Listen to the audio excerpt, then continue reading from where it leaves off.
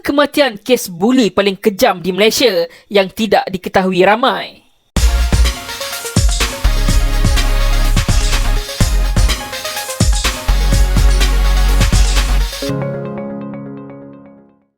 Nombor 5, Hishamuddin Majid 1988. Hishamuddin Majid merupakan seorang pelajar tingkatan 5 di Sekolah Menengah Teknik Ceras ketika kejadian menyayat hati ini berlaku. Pada 24 Mac 1988, dua orang bekas pelajar sekolah tersebut hadir bagi mengambil slip keputusan peperiksaan sijil pelajaran Malaysia SPM mereka dan juga menurunkan nama mereka pada junior yang terpilih, dan Hishamuddin pada ketika itu layak untuk menggunakan nama salah seorang yang terlibat. Dalam upacara yang dilakukan pada jam 11.30 pagi di salah sebuah tandas sekolah, Hishamuddin dibelasah oleh beberapa orang bekas pelajar sebagai tanda persetujuan dia untuk mewarisi nama samaran itu. Selepas dibelasah, Hishamuddin yang kesakitan meminta izin untuk menamatkan sesi kelasnya pada hari itu dengan lebih awal atas alasan tidak sihat. Pada petang itu, keadaan Hishamuddin semakin tenat sebelum dia dihantar ke hospital pada jam 7.30 malam. Kira-kira 1 jam kemudian, doktor mengesahkan Hishamuddin telah meninggal dunia akibat kecederaan organ dalaman. Pihak polis telah menahan 2 orang suspek selepas bapa Hishamuddin membuat laporan polis. Bagaimanapun, perbicaraan di mahkamah gagal membuktikan kes itu disebabkan ketiadaan saksi. Jadinya, kedua-dua suspek dilepaskan selepas melakukan permohonan maaf kepada keluarga mangsa. Nombor 4, Muhammad Farid Ibrahim 2004. Kes buli ini melibatkan pelajar di Sekolah Menengah Agama Datuk Kelana Petra Makmur, Ampangan Negeri Sembilan. Seorang pelajar bernama Muhammad Farid Ibrahim yang berusia 16 tahun didapati meninggal dunia selepas dibelasah oleh 8 orang pelajar lain. Kesemua mereka didapati bersalah dan dikenakan hukuman penjara oleh mahkamah. Kisah kejadian ini agak sadis bunyinya. Mangsa dikatakan diikat tangan dan kakinya selepas berlaku pertengkaran di antara dia dengan kumpulan senior melibatkan pinjaman barang. Selepas dibelasah, kumpulan senior berkenaan mendapati keadaan Farid agak lemah. Jadi mereka menukarkan pakaiannya sebelum pergi bertemu warden dan melaporkan yang Farid telah jatuh di dalam bilik air. Bagaimanapun, selepas Farid dikejarkan ke hospital, dia didapati mengalami kesan kecederaan yang agak mustahil boleh berlaku hanya kerana terjatuh. Terdapat juga pendarahan dalam bahagian otak Farid yang menyebabkan dia pengsan sebelum meninggal dunia tidak lama selepas tiba di hospital. 8 pelajar yang dibicarakan didapati bersalah namun terlepas hukuman gantung sampai mati dan dipenjarakan di penjara Kajang. Dalam pembicaraan yang dijalankan, ke-8 suspek didapati cuba melindungi sesama mereka dan tidak ada satu pun dari mereka mahu mengakui apa yang berlaku.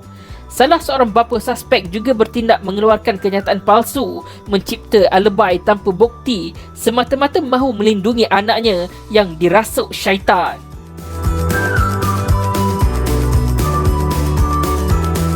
Nombor 3, Muhammad Syahrizal Muhammad Syafi'i 2008. Dalam kes yang melibatkan golongan dewasa pula, Muhammad Syahrizal yang merupakan seorang tentera berpangkat private didapati meninggal dunia selepas dibuli dan dibelasah oleh 7 orang tentera lain. Syahrizal didakwa tidak cukup jantan untuk menjadi seorang askar serta tidak pandai melipat pakaian. Ini menyebabkan dia yang pada ketika itu berusia 27 tahun dijadikan sasaran pembuli di kamp tentera.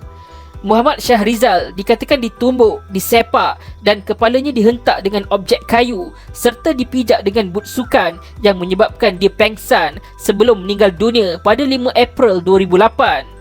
Bedah siasat mendapati punca kematian Syahrizal adalah akibat dari hentakan objek tumpul ke tubuhnya. 7 suspek mengaku bersalah menyebabkan kematian tanpa niat membunuh ke atas Muhammad Syahrizal dan masing-masing dikenakan hukuman penjara 7 tahun setiap seorang pada tahun 2010. Nombor 2, Muhammad Naim Mustaqim 2010. Kematian Muhammad Naim Mustaqim berusia 16 tahun memang satu tragedi yang malang sekali untuk dirinya. Naim merupakan salah seorang pelajar di Maktab Tentera Diraja MTD. Naim menjadi sasaran sekumpulan pelajar senior yang membulinya sejak sesi persekolahan bermula. Pada 24 Jun 2010, Muhammad Naim yang didakwa dibelasah pelajar senior tidak sedarkan diri sebelum dibawa ke Pusat Perubatan Angkatan Tentera Kem Sungai Besi yang terletak tidak jauh dari MTD.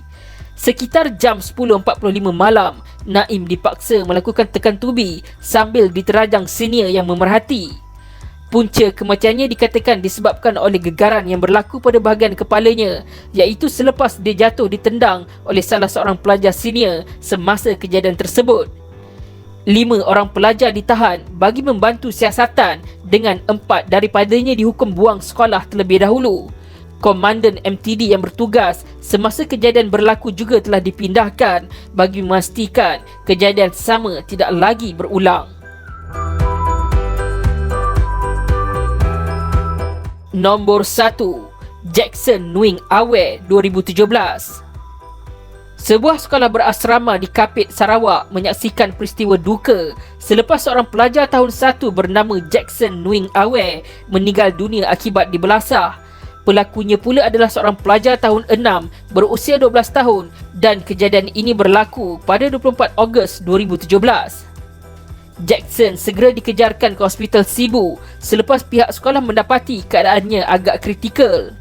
Jackson didapati mengalami pendarahan teruk pada bahagian kepala serta kesan-kesan lebam di seluruh tubuhnya. Suspek ditahan sebelum dibebaskan kerana perlu menghadiri ujian pencapaian sekolah rendah UPSR yang berlangsung tidak lama selepas kejadian tersebut. Apa yang menyedihkan adalah punca kejadian ini berlaku disebabkan pelajar tahun 6 itu yang dikatakan berang kerana Jackson mengejek nama bapanya.